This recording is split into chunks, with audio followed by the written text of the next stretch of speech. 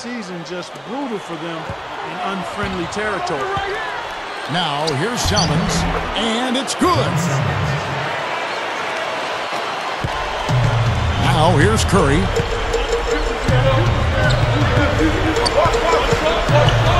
Bogut with a screen on Thomas. Curry. So the whistle blows on the shot, and 2 free throws for the contact right there.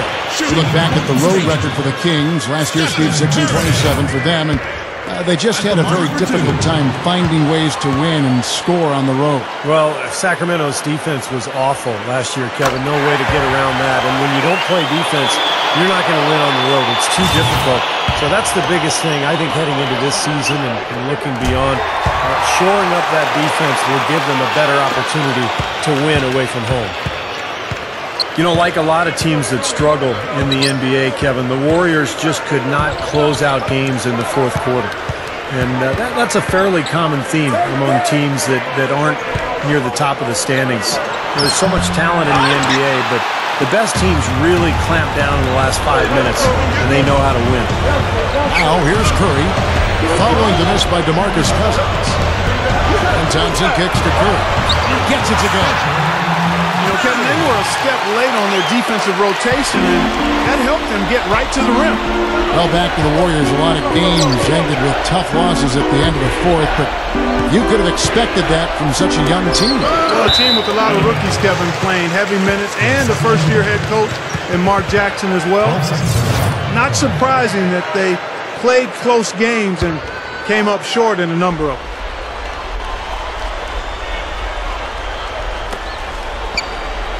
Evans kicks to Salmons.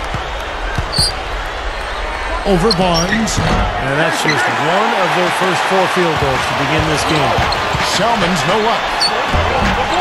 And John Salmons with the rebound. Well, the effort was there, but he just couldn't quite fight his way through traffic. You know, it was a tough season for John Salmons a year ago. Returning to Sacramento after a draft day trade, but his shooting really went sideways. This is a guy who 3 seasons ago averaged about 20 points a game. Be interesting to see if he can bounce back this late in his career. Now here's Barnes, following the miss by DeMarcus Cousins. Outside for Curry, 6 to shoot. That's a look, and he hits the jump shot. Curry's got 6 points. Kings have gone just 1 for 5 from the field to start the quarter. And Salmons in the 3rd year of a relatively big 5-year deal. Yeah, it's going to be hard for him to justify that contract unless he elevates his play. So I'm surprised that the Kings traded down in the 2011 draft for the privilege of being able to acquire him.